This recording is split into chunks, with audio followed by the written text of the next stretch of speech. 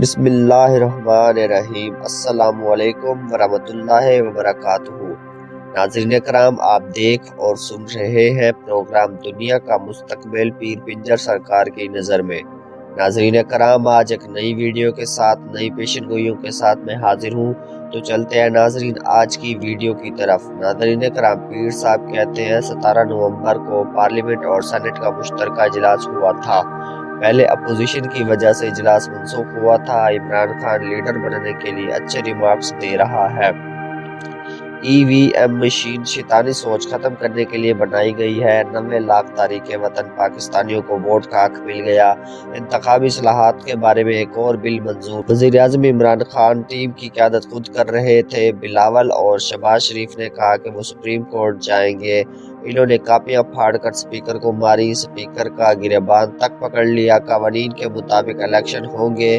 انتخابی اصلاحات کی بل پاس ہونے پر واک آؤٹ کر گئے، اس لیے بدستور سیاہ دور پھر نہیں آئے گا۔ آرمی چیف نے فوج میں شامل ہونے والے نئے نوجوانوں سے ملاقات کی، وہ ان سے مطمئن ہیں۔ نئے آنے والے فوجیوں سے آرمی چیف ملاقات کے بعد آرمی چیف نے ان کو بریف کیا۔ ناظرین کرام، کسی نے پوچھا کہ میری بیوی کا ووٹ کس نے ڈالا، تو وہاں بیٹھے پولنگ سٹیشن پر لوگوں نے کہا کہ ابھی آپ کی بیوی کا ووٹ ڈالا گیا ہے۔ وہ کہنے لگا کہ میری بیوی تو کب کی اللہ کو پیاری ہو چکی ہے، پھر کس نے ووٹ کاسٹ کیا؟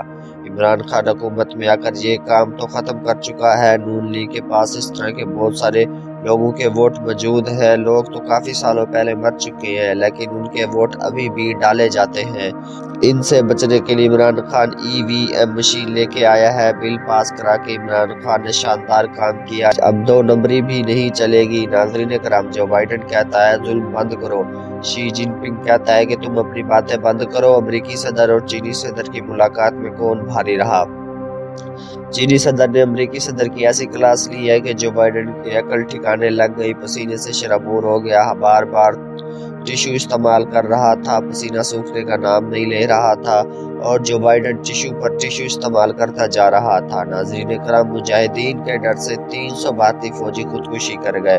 مجاہدین کا اتنا خوف طاری ہو چکا ہے کہ اب بھارت فوجی ان سے لڑنے کی جگہ خودکشیاں کر رہی ہے۔ 1-2 نہیں، پوری کی پوری 300 خودکشیاں۔ ناظرین کرام، بھارتی فوج نے کافی بار چینی فوج کے سامنے سلنڈر کر چکی ہے۔ ان کی یہ عادت ہے، جب ان کی ٹھکائی ہوتی ہے تو اسی وقت ہی سلنڈر کر دیتے ہیں۔ زیادہ دیر تک تاب نہیں آتے، بس تھوڑی سی ٹھکائی ہونے کی دیر ہے، بھارتی فوج مورچہ چھوڑ کر سلنڈر کر دیتی ہے۔ بھارتی چیف اور مودی کی شدید تلخ کلامی، بھارت نے کافی علاقے چائنا کو دے دیے ہیں، بھارت کے $200 بلین تباہ ہو گئے۔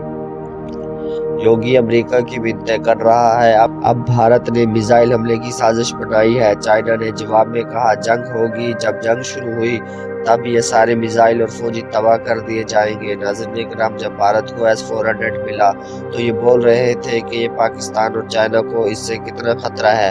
میں نے پہلے بھی کہا تھا کہ S-400 بھارت کے پاس اتنی تعداد میں ہے کہ یہ سوچتے ہیں اس کو حملہ کرنے کے لیے استعمال کریں یا اپنے بچاؤ کے لیے استعمال کریں۔ مطلب کیسے سمجھو، S-400 انہوں نے اپنے ڈر کے لیے خریدا ہے۔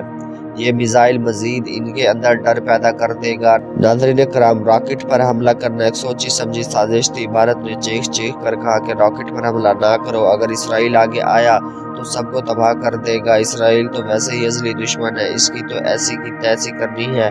پاکستان کی سمجھ میں بات آ گئی ہے، اب چینی صدر وحشی ہو چکے ہیں، اب یہ کسی کی نہیں سننے والا۔ اسرائیل نے امریکہ کو لال جھنڈی دکھا دی ہے۔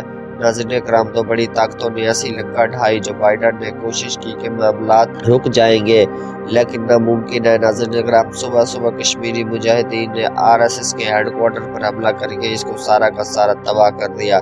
ناظرین کرام، نبی کریم صلی اللہ علیہ وسلم صبح کی نماز پڑھتے ہوئے صحابہ سے کہتے ہیں کہ میری امت کو اللہ نے بخش دیا ہے۔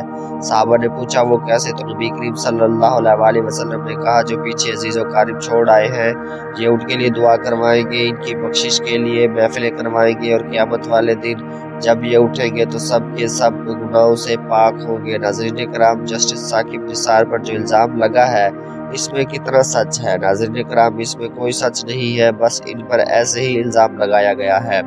ایک بار پھر لندن جانے کا پلان زمین بوس ہو گیا۔ نواز شریف نے سزا معاف کرانے کی اپیل کی ہے، جو مرضی کر لو، اب نواز شریف کی سزا میں کمی نہیں ہوگی۔ ناظرین کرام، اب बाबा बरकत वाले नहीं हैं जो नवाज शरीफ की बेहतरी के लिए दुआ करेंगे। नाज़रीन कराम, रूस का खला में एंटी मिसाइल का तजर्बा करने की वजह सामने आ गई। नाज़रीन कराम, पाकिस्तान ने अपना नया तैयारा मुतारिफ करवा दिया।